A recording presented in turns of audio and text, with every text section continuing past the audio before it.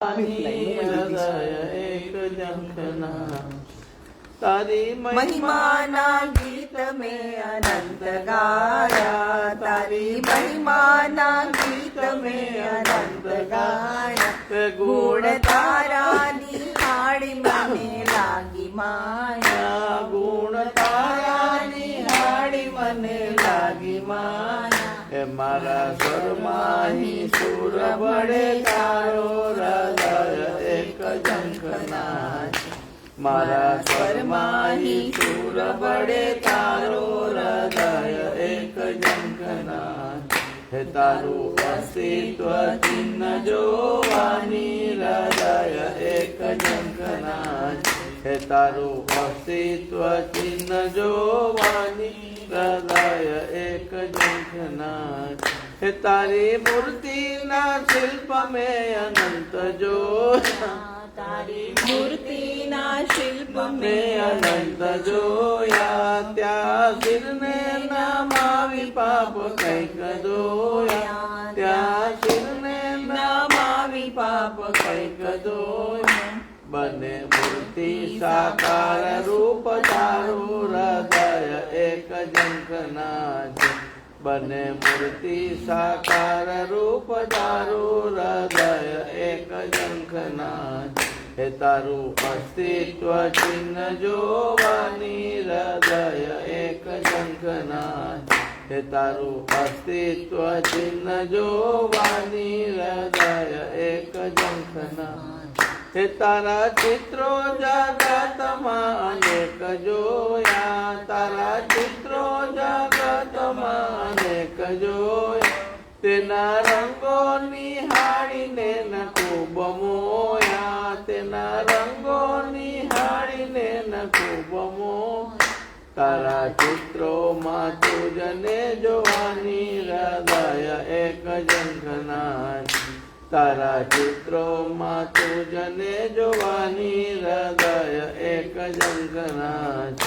તારું અસ્તિત્વ ચિહ્ન જોવાની હૃદય એક ઝંખના. તારું અસ્તિત્વ ચિહ્ન જોવાની હૃદય એક ઝંખના. હે તારું સૌંદર્ય સૃષ્ટિ સકળ છાયું, તારું સૌંદર્ય સૃષ્ટિ સકળ છાયું. તેનું કાવ્ય સદૈવ હોસતી મેં ગાયું, તેનું કાવ્ય સદૈવ હોસતી મેં ગાયું. હે વહો કવને જીવન રસ તારો હૃદય એક ઝંખના. વહો કવને જીવન રસ તારો હૃદય એક ઝંખના. તારું અસ્તિત્વ ચિહ્ન જોવાની હૃદય એક ઝંખના. તારું અસ્તિત્વ ચિહ્ન જોવાની હૃદય એક ઝંખના. હે તીર્થ સ્થાન સકળમાં હું ખૂબ ઘૂમ્યો, તીર્થ સ્થાન સકળમાં હું ખૂબ ઘૂમ્યો. તારા આભાસે એક એક પાળ ચૂમ્યો, તારા આભાસે એક એક પાળ જો. મારા પ્રસાદ વડે તારો હૃદય એક ઝંખના છે. મારા પૌરુષે પ્રસાદ વડે તારો હૃદય એક ઝંખના છે.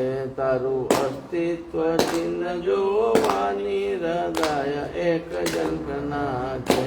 તારું અસ્તિત્વ ચિહ્ન જોવાની હૃદય એક ઝંખના. બોલો શ્રી સચ્ચિદાનંદ ભગવાન કી જય. સદગુરુદેવ મહારાજ કી જય. હાલો બોલો એક બોલો એક સચ્ચિદાનંદ ભગવાન કી જય. શ્રી સદગુરુદેવ મહારાજ. મેરું તો ડગે પણ જેના મનડા ડગે નહીં રે. ભલે ભાંગી પડે ને બ્રહ્માંડ રે. વિપત પડે પણ વળશે નહીં, સોઈ હરિજનના પરમાણ રે. એ મેરું તો ડગે પણ જેના મનડા ડગે નહીં રે ભલે ભાંગી પડે ને બ્રહ્માંડ રે ચિત્તની વૃત્તિ નિર્મળ રાખે ને નહીં કરે કોઈની આશા રે ચિત્તની વૃત્તિ સદા નિર્મળ રાખે ને નહીં કરે કોઈની આશા રે દિયે દાન પણ રહે અજાચક વચનોમાં રાખે વિશ્વાસ રે એ મેરું તો ડગે પણ જેના મનડા ડગે નહીં રે ભલે ભાંગી પડે ને બ્રહ્માંડ રે એ વિપત પડે પણ વણશે નહીં સોઈ હરિજનના પરમાણ રે એ મેરું તો ડગે પણ જેના મનડા ડગે નહીં રે ભલે ભાંગી પડે ને બ્રહ્માંડ રે સુખ રે દુઃખની જેને નાવે હેડકી રે આટે પુરાણની રે રે સુખ રે દુઃખ ના આવે હેડકી રે આટે પુરાનંદની નિત્ય રહે સત સંગ્રમમાં એ તો તોડે રે માયા કેરી જાડ રે કે મેરું તો ડગે પણ જેના મનડા ડગે નહીં રે ભલે ભાંગી પડે ને બ્રહ્માંડ રે વિપત પડે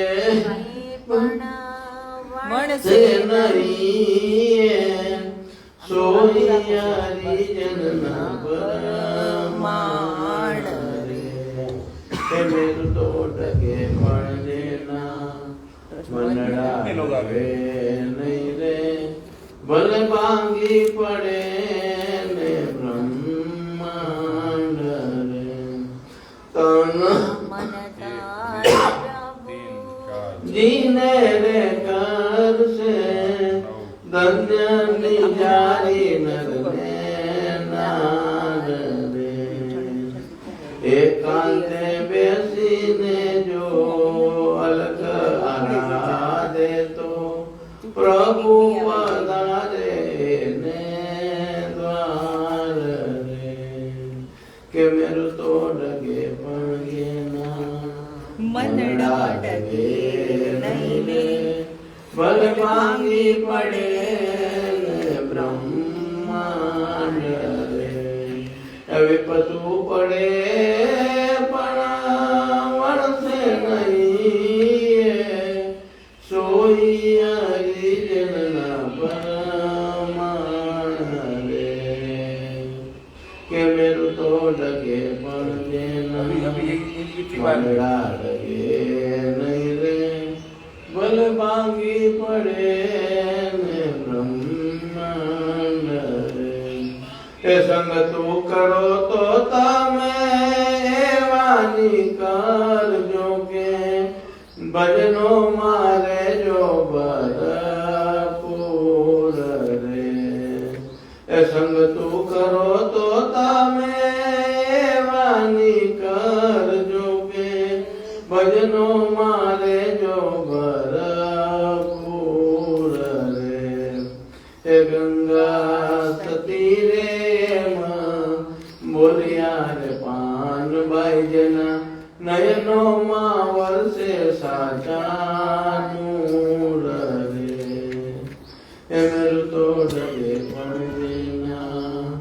मनड़ा लगे नहीं रे भले मांगी पड़े ने ब्रह्मांड रे विपतु पड़े पण वणसे नहीं सोई आदि जनना परमाण रे हे मेरे तोड़ के बन देना मन लगे नहीं रे भले भांगी पड़े ने ब्रह्मांड बोलो श्री हरि ચા વગરનું પાણી પી લ્યો.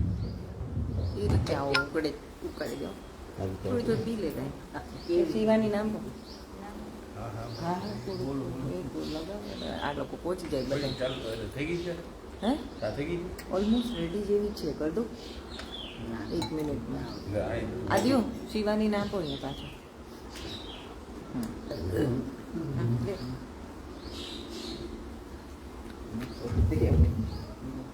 बोलो श्री सच्चिदानंद भगवान की जय। श्री सद्गुरुदेव महाराज की जय। गुरु आशीष दो ऐसा कभी पग डग मगाए ना। गुरु आशीष दो पग डग मगाए ना।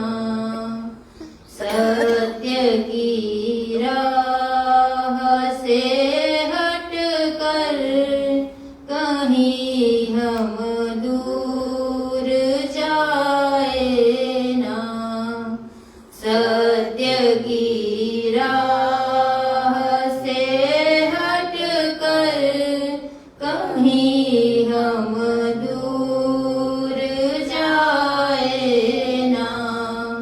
गुरु आशीष दो ऐसा कभी पग डग मगाए ना।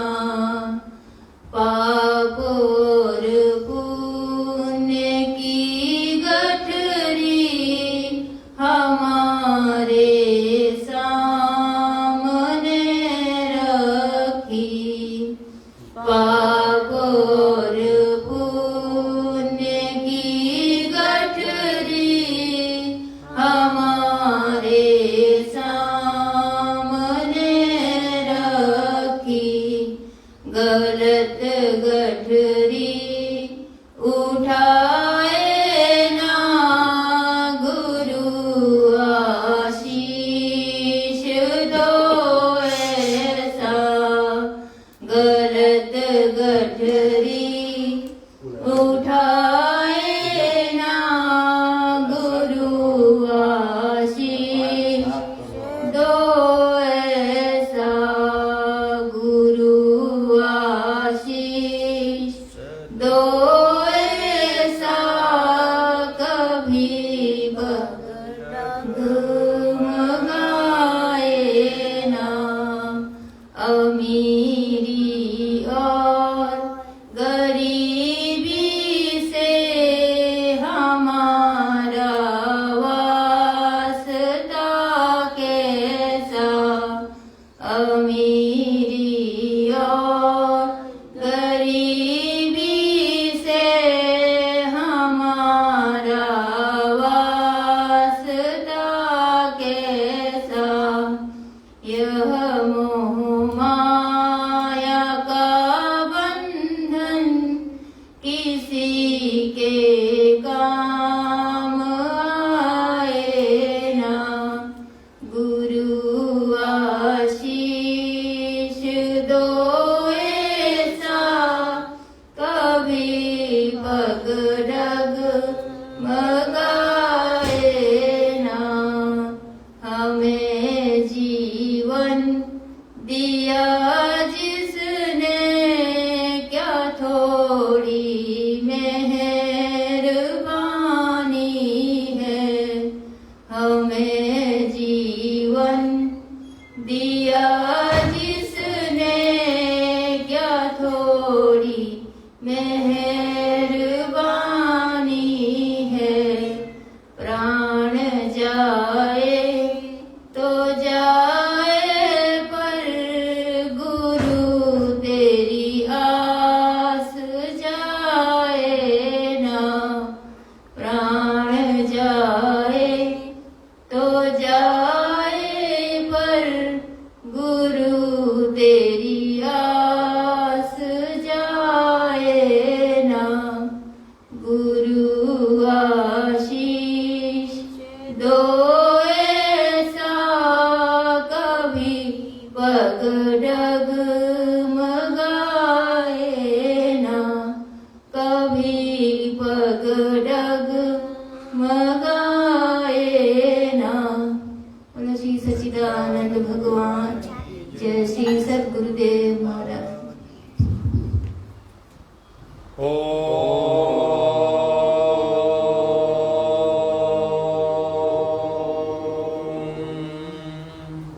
पूर्णमदः पूर्णमिदं पूर्णात् पूर्णमुदच्यते पूर्णस्य पूर्णमादाय पूर्णमेवावशिष्यते। ॐ शान्ति शान्ति शान्ति। बोलो श्री सच्चिदानंद भगवान की जय। श्री सद्गुरुदेव महाराज की जय। गुरुर्ब्रह्मा गुरुर्विष्णु गुरुर्देवो महेश्वर गुरुर्साक्षात् परब्रह्म तस्मै श्री गुरवे नमः। वेद वेदांत सन्निष्ठां श्रोत्रियं बोधरूपिणं चिदानंद रसास्वादं प्रकाशं परमं नुमः। ईश्वरो गुरुरात्मेति मूर्तिभेदा विभागिनि व्योमवद्व्याप्तदेहाय दक्षिणामूर्तये नमः।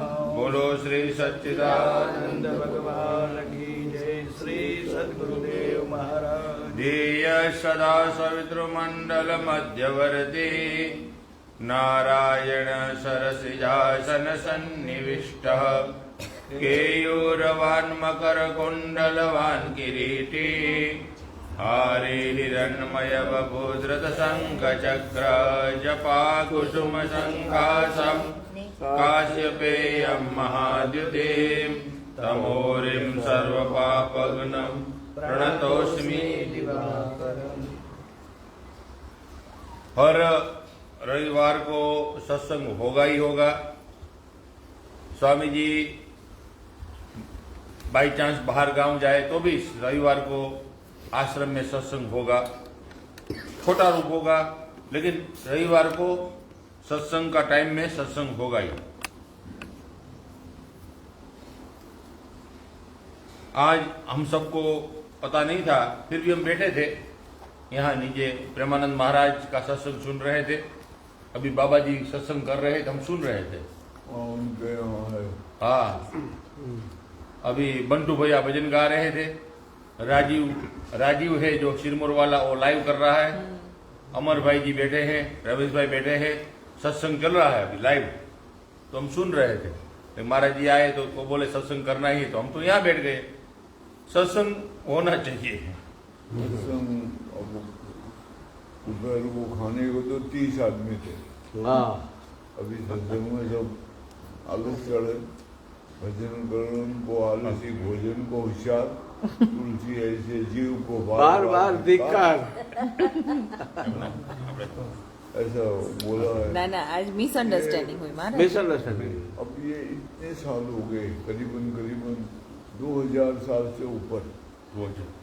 क्रिश्चियनों में हमेशा इतवार के दिन प्रेयर जाएगी। पास सत्संग कुछ नहीं है, वो खाली वो बाइबल जो है वो पढ़ते हैं बस। पर वो जाते सब है, घंटी बजेगी और वो सब वहाँ बोल रहे हैं, आवाज नहीं आ रही। और वो दिन का नाम ही उन्होंने होली डे नाम है अच्छा उसका, हाँ वो हॉलीडे कर दिया उन्होंने। अब नहीं तो होली डे रखा है उसका नाम, यानी पवित्र दिन। एक दिन वो भगवान को याद करना है, ऐसा मानते हैं। 7 दिन डाउट है तो तुम रहो, मजे करो, एक તમે दिन પૂછી લે भगवान को મને याद करो। મારે બાપુ આને મને કીધું તું પણ કાંઈ હોતું જ નહીં પાછળ લગાવી દે કઈ કોઈ તને કોઈ નાખી કે હું અમે સંભાળ લઈશ हॉलीडे कर ખી दिया। જાય તેમાં કાંઈ बोलो क्या વાંધો करना है अभी? મારા वो जिसमें इसमें बोल रहे हैं आवाज नहीं आ रही है उनके ये- लिए इनके- 15-20 आदमी आ गए यहाँ ज्यादा है महाराज इधर से दिखाया मैंने अभी बहुत लोग हैं बोलू की ना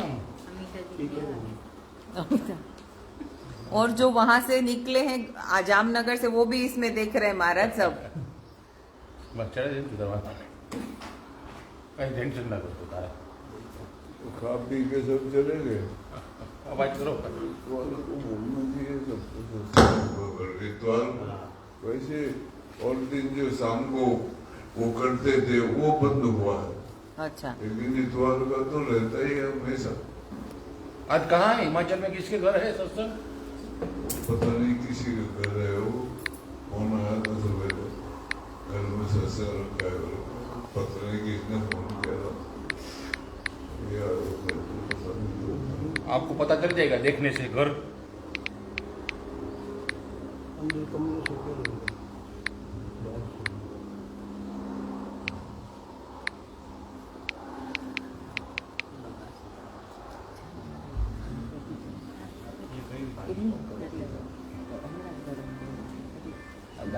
ये रहा जाओ पड़े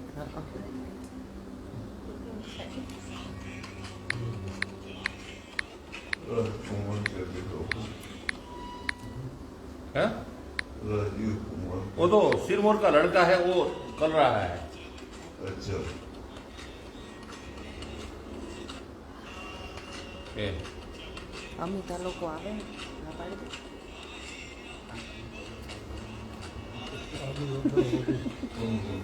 ये बंटू है, ये अमर भाई है, ये रमेश भाई है यहाँ, और यहाँ बाबा जी है।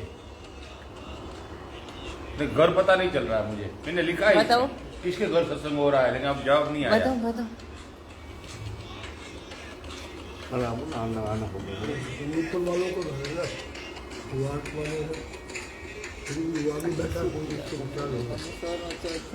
बिन सत्संग न हरि कथा, यही बिन मोह न भाग।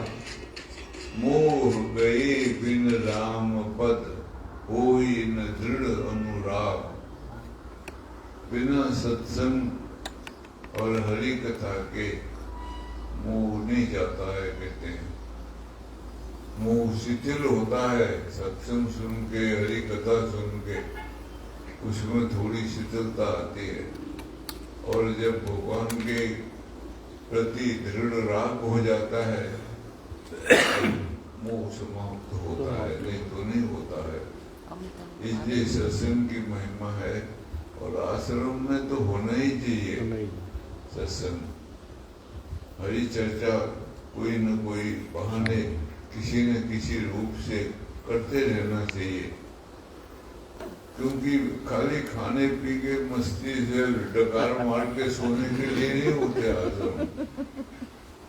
वहाँ जो हरी चर्चा हुई तभी वो आश्रम का महत्व होता है। ये तो आश्रम का क्या मतलब है? ये तो धर्मशाला है या होटल है, रहे आदमी। आश्रम में सत्संग होना जरूरी होता है। आए हैं प्रश्न है? हाँ प्रश्न तो पिछले उसमें भी है इनके। पिछले भी बहुत बाकी है लेकिन लिखा हुआ, लेकिन इसका पूछ लेते हैं पहले। इनको थोड़ा तकलीफ है तो दूर कर दो।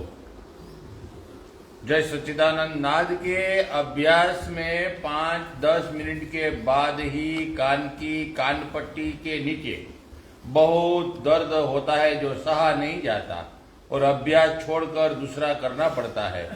तो आप मुझे मार्गदर्शन दीजिए कि कान की पट्टी में दर्द कैसे न हो और मेरा अभ्यास चलता रहे। ऐसी कौन सी उपाय करूं जिससे मेरा काम बन जाए। आपका दास वगैरह वगैरह। वो अगर रुई की वो बना लो कुल्फे, ऐसे, और वो लगा लो कान में तो नहीं होगा दर्द।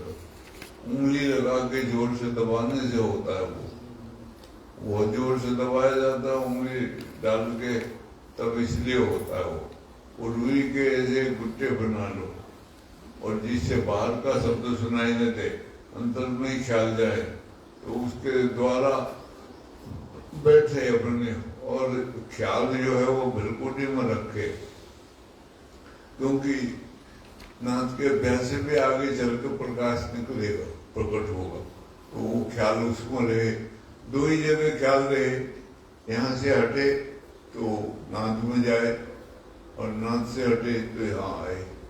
बस इधर उधर का जो विचार आ रहे हैं उनको त्यागने का प्रयास करा करो, और उसको धिक्कार मारोगे तो वो धीमे धीमे खत्म हो जाएगा।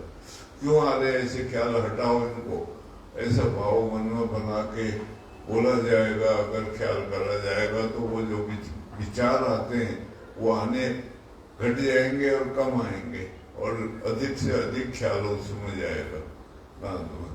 तो ऐसा करोगे तो ठीक रहेगा, उससे वो कान में दर्द नहीं होगा।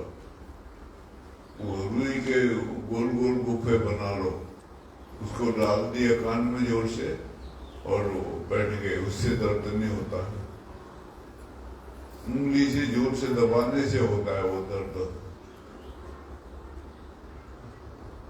और वैसे अगर नाम सुमरण करो तो भी नाद उत्पन्न हो जाता है, ऐसी बात है।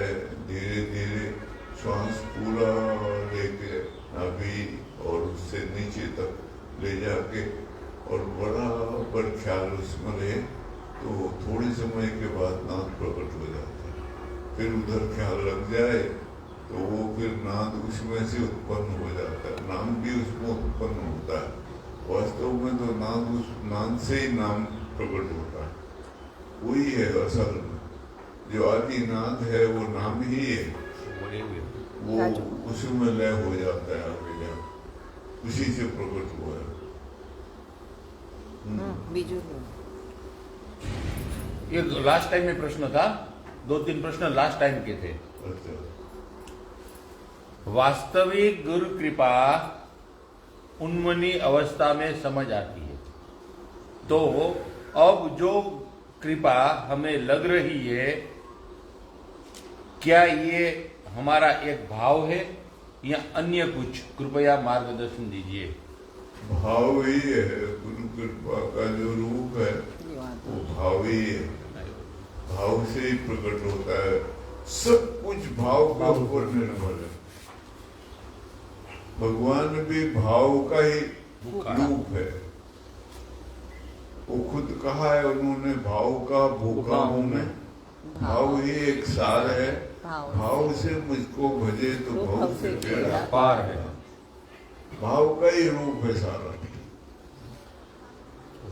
और शुरू से भाव बना के ही चलना पड़ता है। भाव बना के अगर हम चले तो वो भाव ही हमको वहां तक, उसके जो आसन है उसके नजदीक तक पहुंचा देगा। वहां तक वो भाव पहुंचाता है। उसके बाद भाव स्वभाव में लीन हो जाता है, फिर स्वभाव बचता है। लेकिन स्वभाव को प्रकट करने के लिए भाव की जरूरत होती है। बिना भाव के स्वभाव प्रकट नहीं होगा।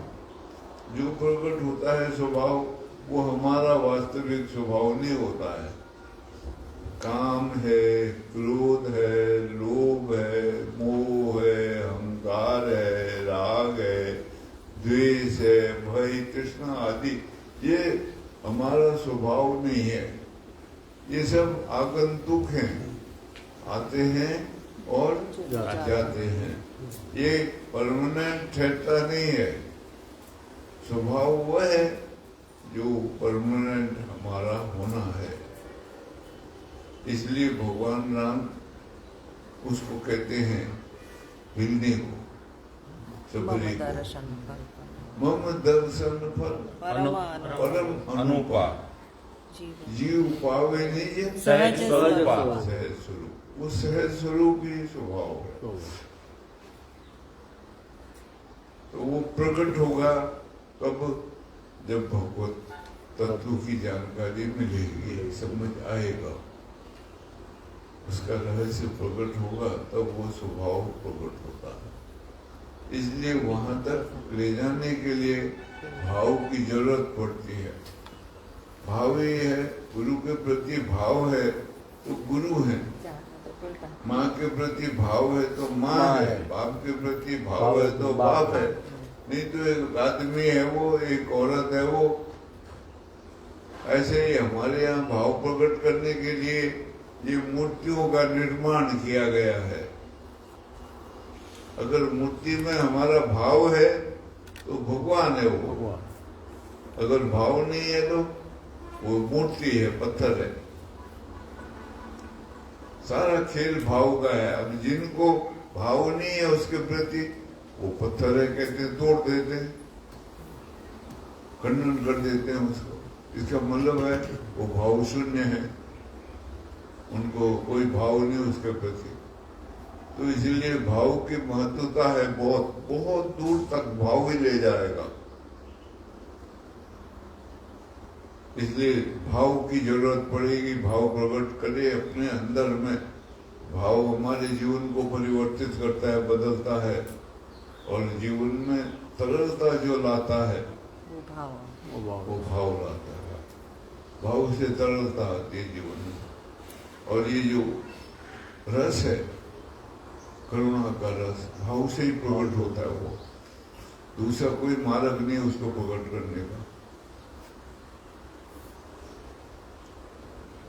भाव से भर जाते हैं, जो हल्के हो जाते हैं, उनका शरीर हल्का हो जाता है, नाचने को मन करता है, रोने को मन करता है।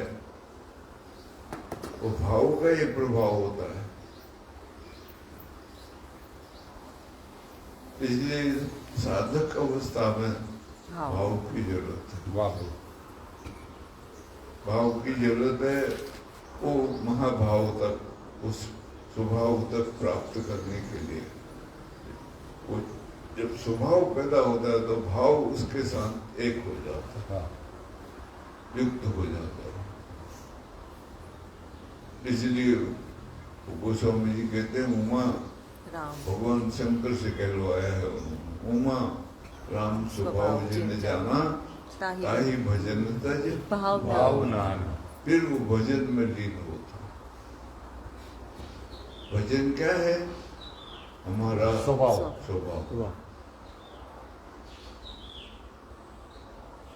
वही है वास्तविक स्वभाव। हमको नहीं समझ आती है, अभी कहना पड़ता है भजन करो, भजन करो, क्योंकि हम जानते ही करने की भाषा है, होने की भाषा तो जानते ही नहीं हो। इसलिए प्रयास करना पड़ता है। भाव प्रकट हो जाएगा तो भजन होने लगेगा, हमेशा भजन होगा, क्योंकि हमारे अंदर भाव होगा भगवत प्राप्ति का, उसके साथ युक्त होने का। उससे भगवान को कोई फायदा नहीं है। किसको फायदा है? हमको ही उसका लाभ मिलेगा, क्योंकि हमारा स्वभाव जो है वो ढक गया है, वो प्रकट नहीं हो रहा है, उसको नहीं जान पा रहे हम, नहीं देख पा रहे हैं, ऐसा है। एक अभी आपके साथ बाल हनुमान गए थे, वह एक चित्र के नीचे लिखा था, बहुत अच्छा लगा मुझे। अभिनव सच्चिदानंद सरस्वती शंकराचार्य महाराज द्वारका के अभी है उनके गुरु जी, वो बैठे थे। तब प्रेम भुक्ष जी महाराज द्वारका गए तो वहाँ कोई वाड़ी का नाम लिखा है। वो वाड़ी में इनको आमंत्रण दिया कि हमारा यहाँ कीर्तन होगा, लेकिन कीर्तन ऐसा लिखा है भाव से होगा, तो आप पधारेंगे। ये इन्होंने नाम सुना था इनका, तो ये देखने गए कि मैं भी आऊंगा देखने के लिए। तो उसको एक आसन दिया, शंकराचार्य महाराज बैठे, वो चित्र में जो है ऊपर सामने चित्र है, शंकराचार्य महाराज यहाँ बैठे और लोग 4-5-6 लोग यहाँ बैठे, 4-5 और प्रेम भिक्षु जी महाराज खड़े हो गए और पेट दिखाया इतना बड़ा, और ऐसा वहां लिखा है कि 3 घंटे तक फुदुड़ी चलते रहे। इतना भाव में आ गए तो उन्होंने भी कहा कि भाई कई महापुरुष देखे लेकिन इतना भाव वाले महापुरुष को नहीं देखा। इसलिए स्वामी जी के साथ जगन्नाथपुरी में महाराज जी ने एक समाधि दिखाई थी, वो भावुक समाधि, आहा क्या चित्र था। उनका था चैतन्य महाप्रभु जी। वो मैंने एक महात्मा को देखा, हरिदास नाम था, वृंदावन में, वो जहाँ अखंडानंद जी का आश्रम है उसके सामने आश्रम है उनका। अभी तो बहुत समय से शरीर छूट गया, अखंडानंद जी से पहले उनका शरीर छूट गया था बहुत। तो वो 8 घंटे तक नाचते रहे, 8 घंटे तक, पसीने से लथपथ सारा शरीर। वो कीर्तन ही करते थे वो, और कीर्तन उनको होश नहीं रहता था नाचने का, इतना नाचते थे। हरिदास नाम था। हाँ, भीमभूषी जी महाराज भी भाव वाले थे, ये सब मैंने देखा आपके साथ गए थे जो भाव प्रकट होता है। हाँ हाँ। ओम नमो नारायण। आपने 2-3 दिन पहले सत्संग में श्रद्धा का रूप पार्वती के साथ घटित किया था, तो मेरा ये एक कुतूहल नहीं है, जिज्ञासावत मेरा प्रश्न है कि महाराज जी, श्रद्धा का भवानी स्वरूप में परिणित होना क्या है, इसका अर्थ समझाने की कृपा करें तो हमारा भी कल्याण हो सकता है। श्रद्धा का मतलब जो हमको पार लगाए। बिना श्रद्धा के इस मार्ग में कोई नहीं चलता है। इस मार्ग में चलने के लिए श्रद्धा की जरूरत पड़ती है। इसलिए योग शास्त्र पहले श्रद्धा को बोलता है। वो जो बोला है भगवान राम ने, प्रथम भक्ति संतन कर संगा, दूसरी रति कथा प्रसंगा। बगैर श्रद्धा के साधु संतों का संग नहीं होगा कभी भी। अगर होगा तो मजाक में ऐसे होगा, दूसरे ढंग से। श्रद्धा होगी तो हम उनकी सेवा आदि कर पाएंगे। श्रद्धा का महत्व है, श्रद्धा के बिना कुछ नहीं होता है। अभी तुलसीदास जी ने भवानी को श्रद्धा कहा है, और वो एक उदाहरण से समझाया है। पहले शुरू में आता है, एक बार त्रेता युग माही शंभु गए कुंभक ऋषि पाही। ऐसा पहले वर्णन आता है। त्रेता युग में एक बार शंकर भगवान कुंभक ऋषि के पास गए। कुंभक ऋषि मतलब अगस्त ऋषि, उनका नाम कुंभक भी है क्योंकि वो समुद्र को पी गए, इसलिए कुंभक नाम पड़ गया। वो बहुत बड़ा पेट है, उनको कोई खिला नहीं सकता है। वो एक बार पार्वती ने उनको घर बुलाया भोजन के लिए, तो भगवान शंकर फंस गए। अब वो खाते जाए, जितने गण आए सब पकाने लगे, सब उनका पेट न भरे, खाते जाए। तब वो घबराए, उन्होंने कहा पार्वती तुमने किसको बुला दिया, ये तो समुद्र को पी जाता है, ऐसा ऋषि है। अब इसको ना कहें तो गुस्सा करेगा, और ये साफ सूप भी दे देंगे तो काम खराब होगा। तो वो विष्णु भगवान के पास गए, बोला ऐसे ऐसे कुंभक ऋषि को पार्वती ने बुला दिया, और वो आगे खाने के लिए, और बैठ रहे हो तो खत्म ही नहीं हो रहा। आज 3 दिन हो गए खाए जा रहे, और सारे गण लगाए हुए पकाने में। तो विष्णु भगवान हंसने लगे, बोला अच्छा चलो मारता हूँ। तो भगवान विष्णु आए, उन्होंने ऋषि को कहा नमस्कार, हाथ जोड़े। ऋषि ने भी हाथ जोड़े उनको।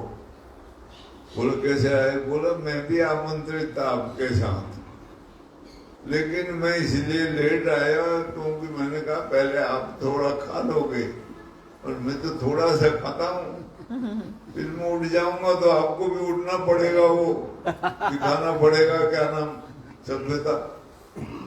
तो इसलिए मैं लेट आया। मैंने कहा खा लेने दो थोड़ा, अब आया हूँ, आप काफी पेट भर गया होगा आपका, 3 दिन हो गए आपको आए हुए। तो भगवान विष्णु खा के उठ गए, तो अब वो कुंभक ऋषि को भी उठना पड़ा। ऐसा कहानी है। तो वो ये यहाँ तुलसीदास जी कहते हैं, एक बार त्रेता युग माही शंभु गए कुंभक ऋषि पाही, कहत सुनत रघुकरी करवाता, तहाँ कुछ काल रहे त्रिपुराता। वहां पर भगवान शंकर कुछ समय रहे। संग सती जग जननी भवानी, पूजे ऋषि अखिलेश्वर जानी। संग में सती माता जग जननी भवानी कहा है, और ऋषि ने उनकी पूजा करी। अखिलेश्वर है वो, बड़े उनको जाने। तो वहां फिर कुछ समय भगवान वो रहे, कथा वार्ता सुनते रहे। कहत सुनत रघुकर वाता, तहाँ कुछ काल रहे त्रिपुराता। मुनि से मांगे विदा त्रिपुरारी, संग चले दक्ष कुमारी। दक्ष कुमारी, वहां पर वो जब जननी भवानी जी वापिसी में दक्ष कुमारी। क्यों? यहाँ जब ऋषि कथा सुना रहे थे तो ये नहीं सुन, शंकर भगवान सुन रहे थे बड़े प्रेम से, और ये नहीं, लेकिन इसने नहीं सुना।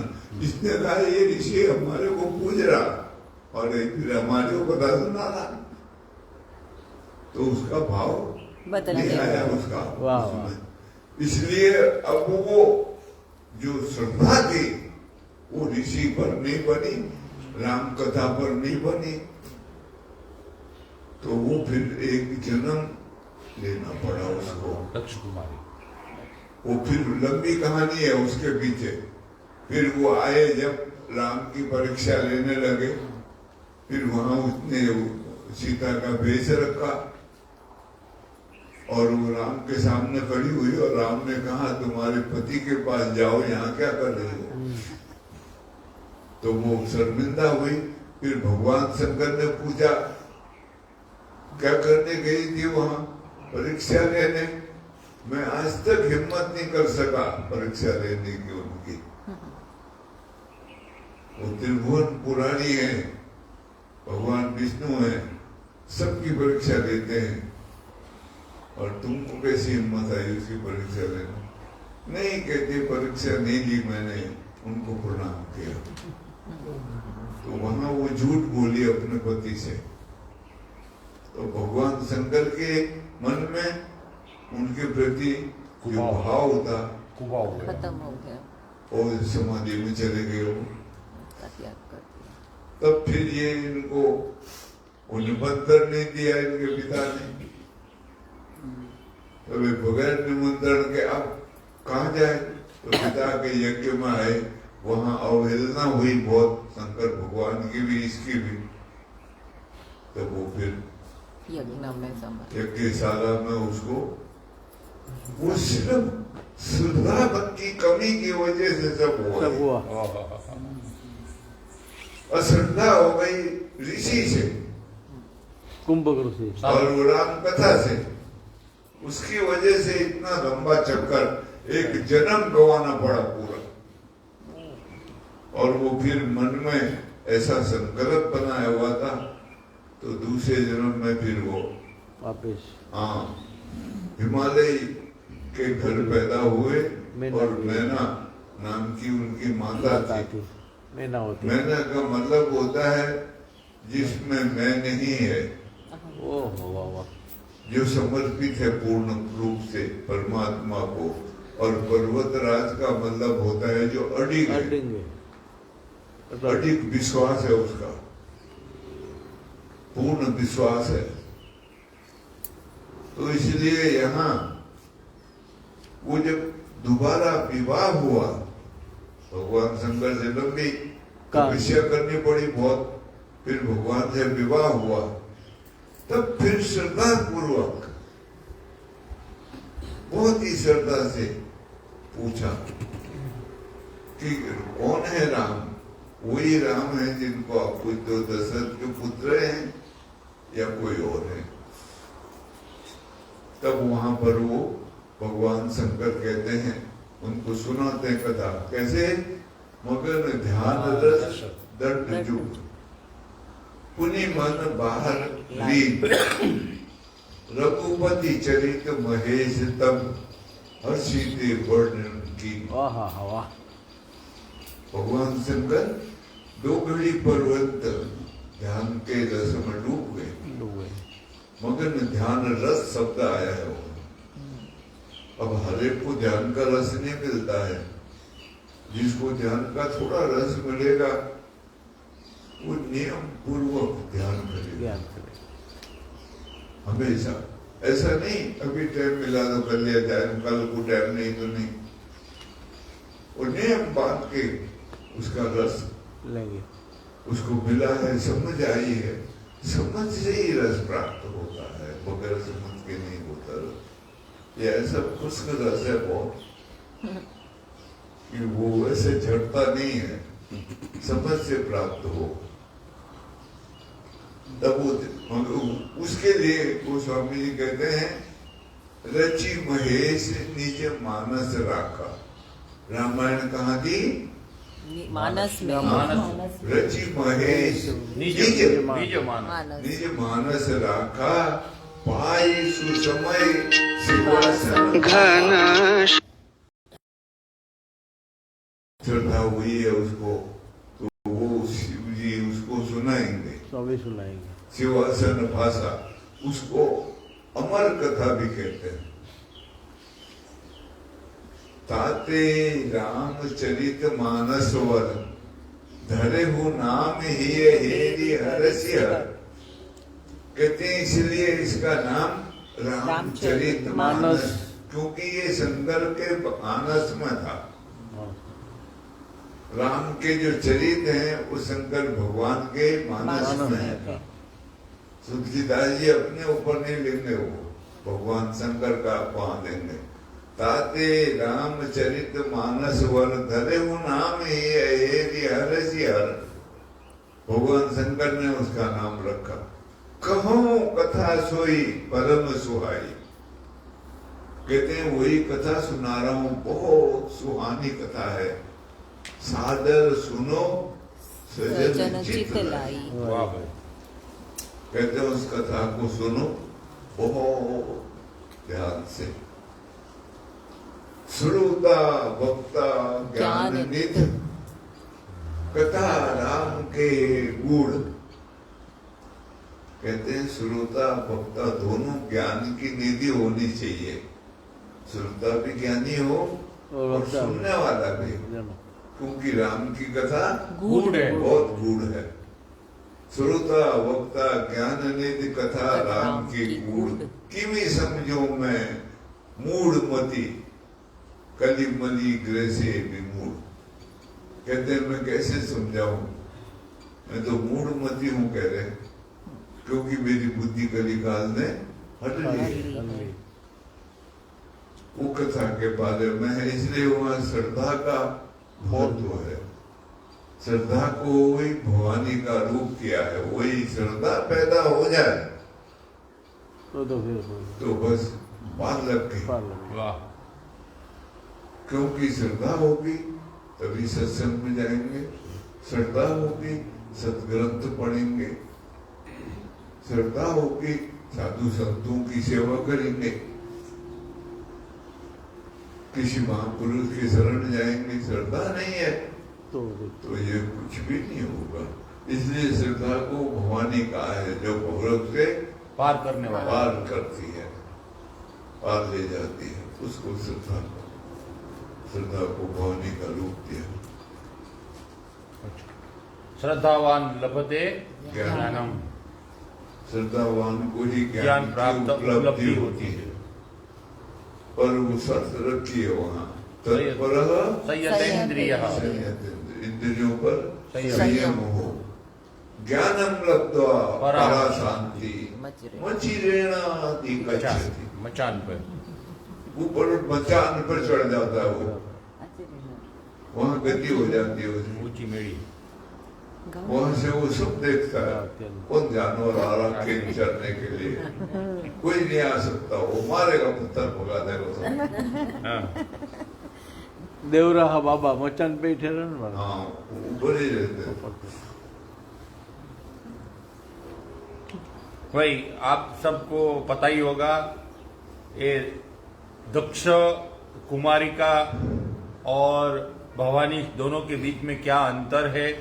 इनका इतिहास शास्त्र में जो लिखा है वो पत्थर पर लिखा हुआ है। आप कभी जाइए कनखल में और वहां दक्ष प्रजापति का मंदिर है, उसके ऊपर सब प्रकार के श्लोक पत्थर में वो खड़े हैं, बहुत ही अच्छा लिखा है। और जो वहां स्नान नहीं करता तो हरिद्वार की यात्रा पूरी नहीं मानी जाती। इसलिए कभी जाओ हरिद्वार तो कनखल में जरूर स्नान करना, ऐसा वहां लिखा है। आनंदमय के आसन पे बिल्कुल सामने, एकदम बिल्कुल सामने दक्ष प्रजापति का बड़ा मंदिर है और वहां लिखा हुआ है। उसके दुमंजे में भी एक महात्मा अपना रहता जन्म। हाँ, उसने मोहब्बत बनवाया, वो भंडारे में भी आता है।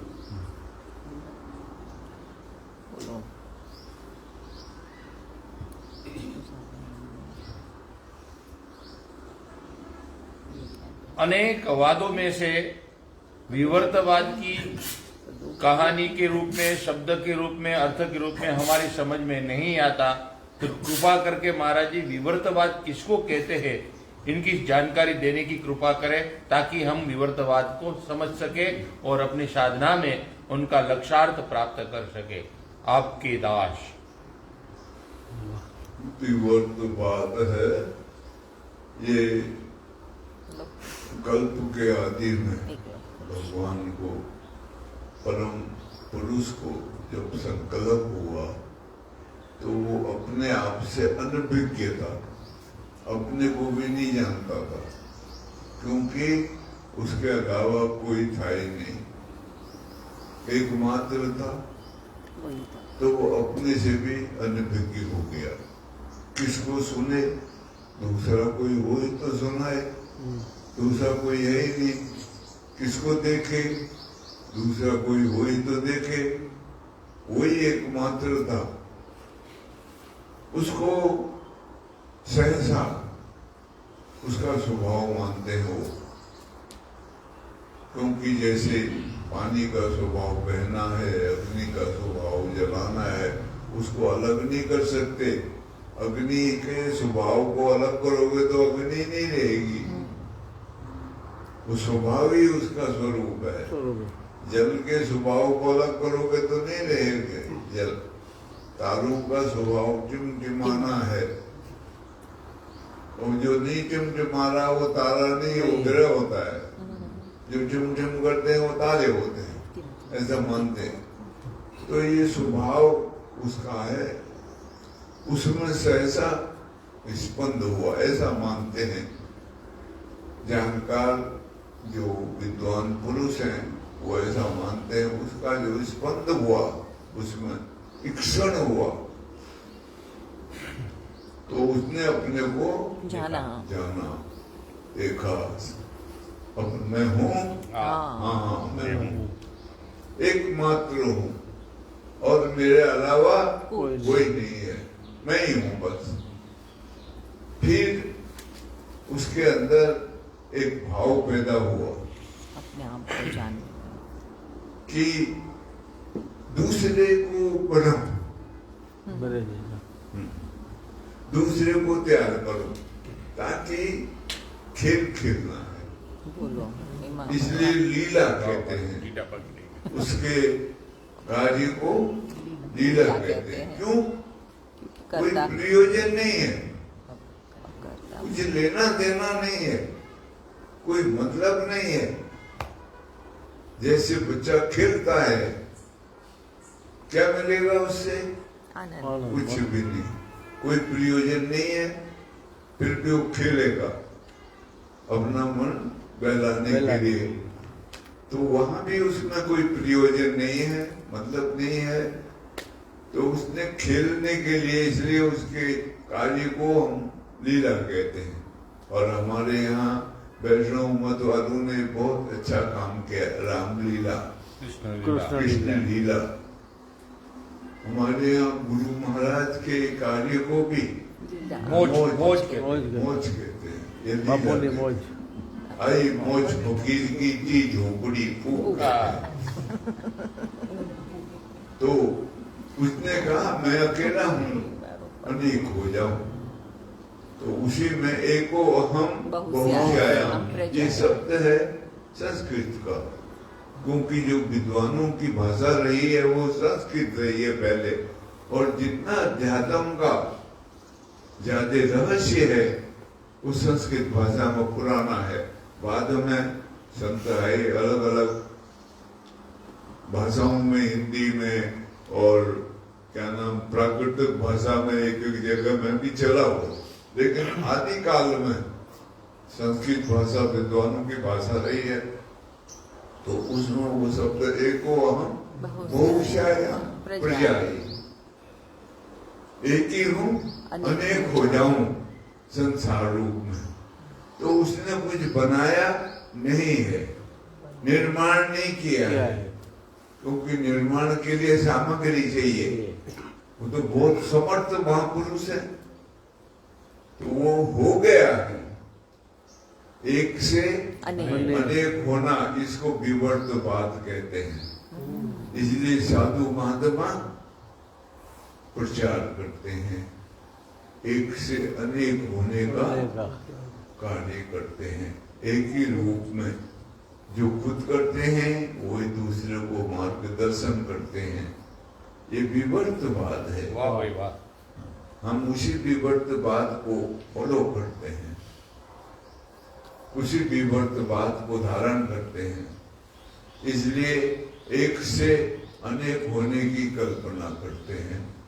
अब हो सके या ना हो सके वो उसकी मर्जी है, लेकिन हमारा प्रयास रहता है एक से अनेक होने का। और इसलिए गुरु का महत्व है, उसकी आज्ञा का पालन होने का जो महत्व है वो इसीलिए है कि वो भी गुरु जैसा ही हो जाए। गुरु हुए बगैर किसी का गुजारा नहीं होगा। अभी हमारा गुरु कौन है? मन। हमारा मन हमारा गुरु है।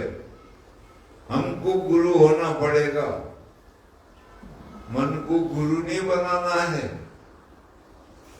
हमको ज्ञान को गुरु बनाना है। वास्तविक गुरु कौन है? ज्ञान, या फिर ज्ञानी पुरुष, विशेष जिसके अंदर विद्या समाई हुई है, जो विद्यावान है वो है। तो ये विवर्तवाद कहलाता है। एक से अनेक होने की जो भावना है ये विवर्तवाद है।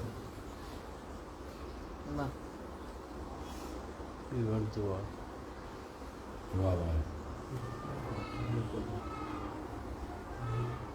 कल्प के आदि में आदि पुरुष एक से अनेक रूप धारण करते हैं। वाह वाह क्या खेल रचाया है, तेरा भेद कोई नहीं पाया है। कहीं राजा है, कहीं रानी है, कहीं योगी पंडित ज्ञानी है, कहीं वैद्य ज्योतिषी ध्यानी है, कहीं तापस भेष धराया है। वाह वाह क्या खेल रचाया है, तेरा भेद कोई नहीं पाया है। कहीं गुरु बना, कहीं चेला है, कहीं गुरु बना, कहीं चेला है, कहीं नर नारी का मेला है। तू बैठा आप अकेला है, तेरा कहीं तापस सूर कहाया है, कायर सूर कहाया है। कायर भी तू ही है तो सूर भी रचना प्रभु की देख के। हाँ, ज्ञानी बड़े बड़े न पाए पाए कोई पार, तो नादान क्या करे। वाह। हाँ, क्या बता रहे? एक बहुत टाइम पहले का प्रश्न है, ये है 9 तारीख का प्रश्न है, 9 तारीख का। अच्छा, हाँ, वो आपके जान पहचान वाले हैं, वयोवृद्ध भी है, ज्ञान वृद्ध है। उनका प्रश्न था, महाराज जी को नहीं बोलता हूं, आगे सब लिखा हो, इदम और अहम भिन्न है या अभिन्न, कृपया इस पर प्रकाश डालिए। अभी अलग है। इस अवस्था में दोनों भिन्न है। इदम और अहम। इदम और हम। अहम का मतलब मैं, इदम का मतलब वो या मेरा, ऐसा भी कह सकते हो। जगत जगत और मैं और मेरा। मेरा।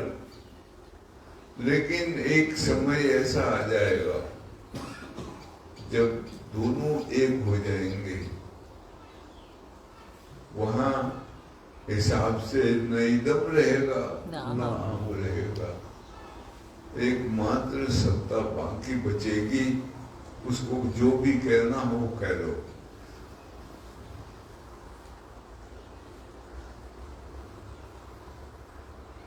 अभी दोनों अलग अलग हैं इस अवस्था में। मैं अलग हूं और मेरा अलग है, क्योंकि इदम होगा तो मेरा होगा या तुम्हारा होगा। यत्र द्वैतम तत्र नरकम, तत्र नैकम, यत्र द्वैतम तत्र भयम। जहां द्वैत है वहां भय है।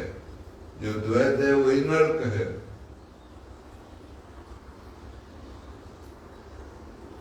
इसलिए वो अवस्था आएगी जब ना हम बचेगा ना इदम बचेगा।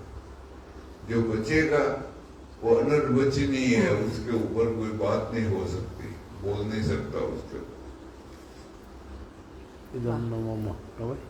सत्ता मात्र रहेगी बस।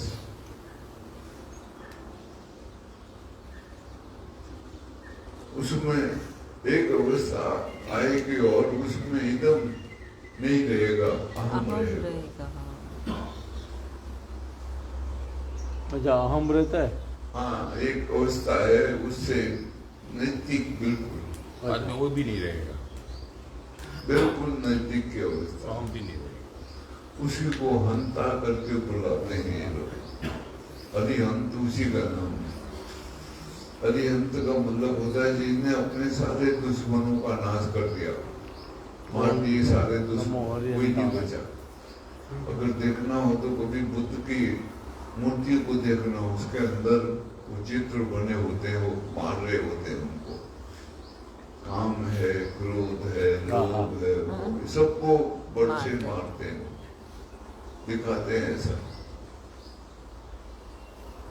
बोधिसत्व प्राप्त होने के लिए उनका वध करना बहुत जरूरी है, ऐसी मान्यता है उनमें। और ये जैन मत में अरिहंत कहते हैं उसको, इसलिए वो नमस्कार है। ओम नमो अरिहंताणम। उसको नमस्कार करते हैं वो सबसे पहले। ओम नमो अरिहंताणम, फिर दूसरा ओम नमो सिद्धाणम। सिद्धाणम। सिद्धाणम, ओम नमो सिद्धाणम। सर्व साधु और आयरणीयम। हाँ, तीसरा है आचार्य। हाँ, चौथा है लोहे सर्व साधु। लेकिन करते नहीं है, खिलाते भी नहीं, निकाल वो देते। बोला है खाली लोहे। लोहे मतलब लोक में पूरे लोग बोलना सरल होता है ना, इसलिए बोलते हैं। करते कराते नहीं है।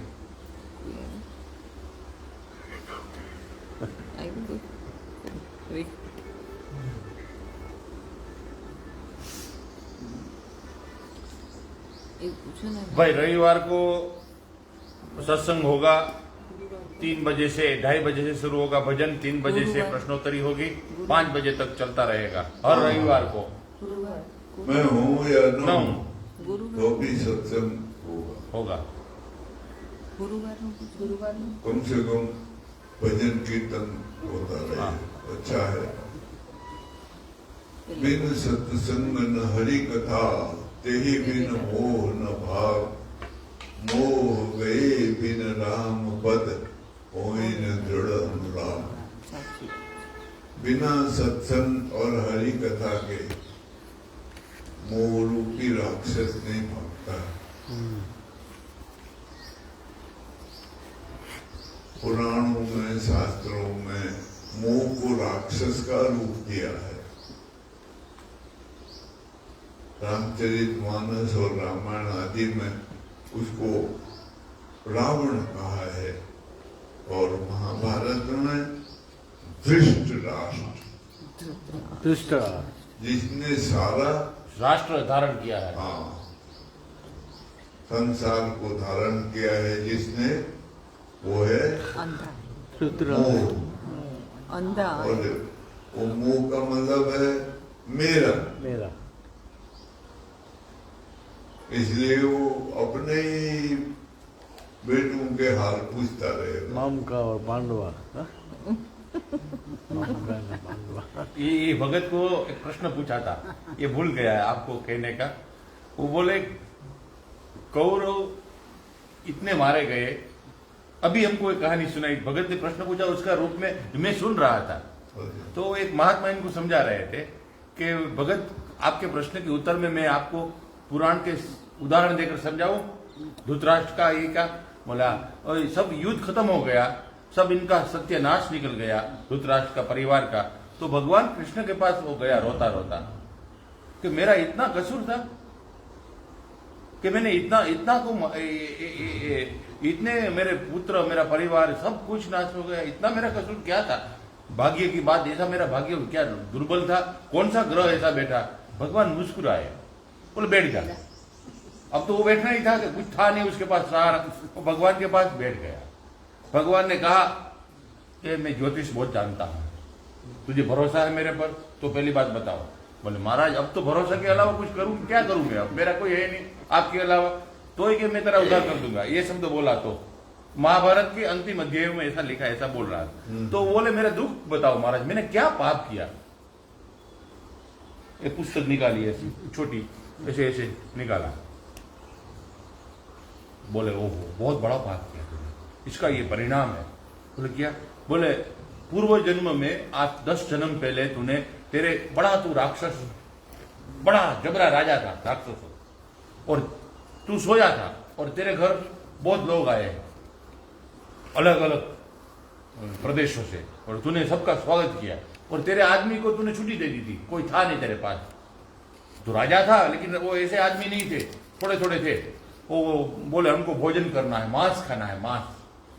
उस जमाने में चलता होगा, पता नहीं, मैं तो उसमें इतना नहीं, लेकिन उसने जो शब्द बोला था वो बोल रहा, वही डिटो, मेरा घर का एक शब्द नहीं। वो बोले मांस खाना है, तो बोले कोई बात नहीं खिलाता हूं। वो गया ढूंढने के लिए, कोई मिला नहीं।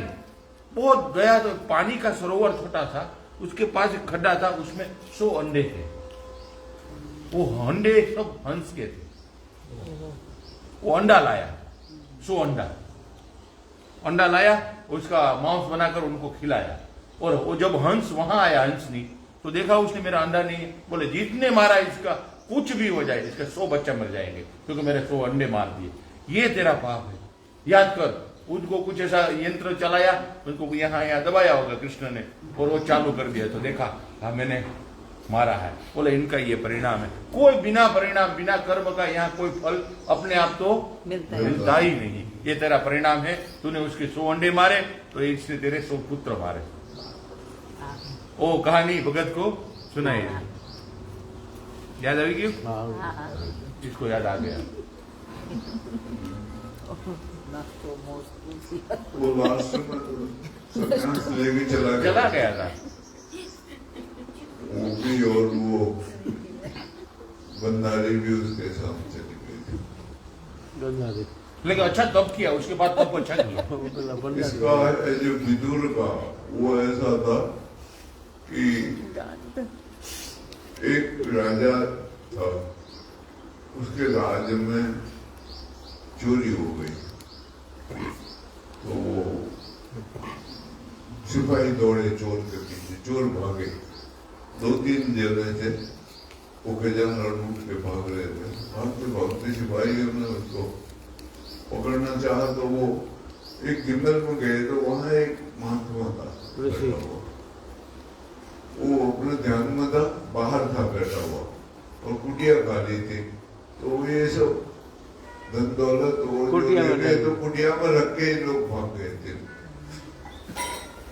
वो सिपाही दौड़ दौड़ के आए और देखा तो कुटिया में वो सब पड़ा हुआ है, धन दौलत साथी। तो बोला ये साला महात्मा है, ये यहाँ घूमने चला। पुराने जमाने में दाढ़ी बाल तो सबको होते थे, नहीं तो थे नहीं हर एक की दाढ़ी बाल होते। वहाँ अभी आजकल अफगानिस्तान में वो सब नाइयों को भगा दे मार के। वो कहते सबको दाढ़ी बाल रखनी चाहिए, पुराने जमाने में सब ये रखते थे। तो वो आए, उन्होंने मारी लात महात्मा क्या खुली देखा तो क्या बात, सिपाही है 8-10 बोला और साथी कहाँ थे? बोला मेरे कोई साथी नहीं है, मैं तो यहाँ 10 साल से अकेला रहता हूँ, मैं जाता हूँ। बोला अरे माल कहाँ चला है? बोला मुझे नहीं मालूम। पकड़ के ले गए राजा के पास। राजा ने कहा मिला? बोलो माल तो मिल गया और एक चोर भी पकड़ा गया, बाकी कहाँ पे पता नहीं रहा है। तो राजा ने कहा पूछो इसको, उससे कबूल करवाओ। मार पड़ी।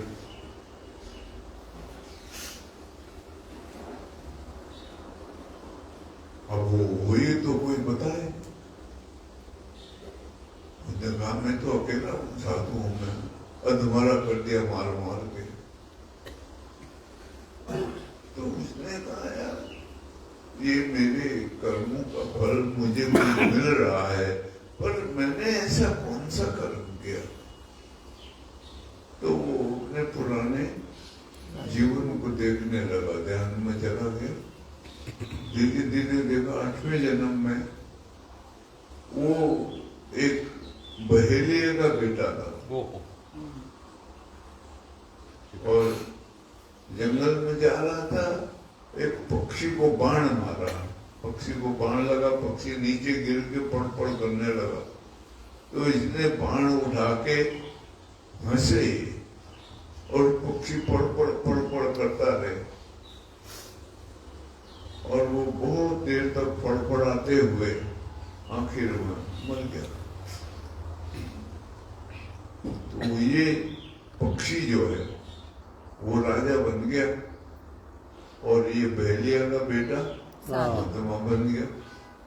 8 जन्म के बाद वो पक्षी इससे बदला लेना बाकी रह गया था, संचित कर्म जिसको कहते हैं वो रह गया, तो वो ले रहा अभी बदला। तो इसने कहा धर्मराज से मैं तो छोटा बच्चा था और इतना बड़ा तुमने कसूर किया, मेरे को वो दंड दे रहा, मेरा तो खत्म हो जाना चाहिए। उसके बाद तो मैंने सब अच्छे काम किए, दंड खत्म होना चाहिए। तेरे यहाँ इंसाफ नहीं है, तेरे को भी जन्म लेना पड़ेगा और इसका दंड भोगना पड़ेगा। तब वो कहते हैं वो धर्मराज विदुर के रूप में आया। विदुर की जन्म की कहानी ऐसी बहुत अच्छा है, बहुत ही अच्छी है। ऐसा उसका वर्णन आता है। तो फिर ये राजा ने बाद में इसको छोड़ दिया था, चला गया। तो ऐसा होता है, कर्मों का जो सिद्धांत है वो छोड़ता नहीं है, वो छोड़ता नहीं, वो भोगना ही पड़ता है।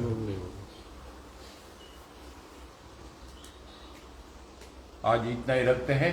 अगले रविवार को सत्संग होगा और रविवार होगा, रविवार सत्संग होगा। हाँ, बोलो सच्चिदानंद भगवान की जय। श्री सद्गुरुदेव महाराज।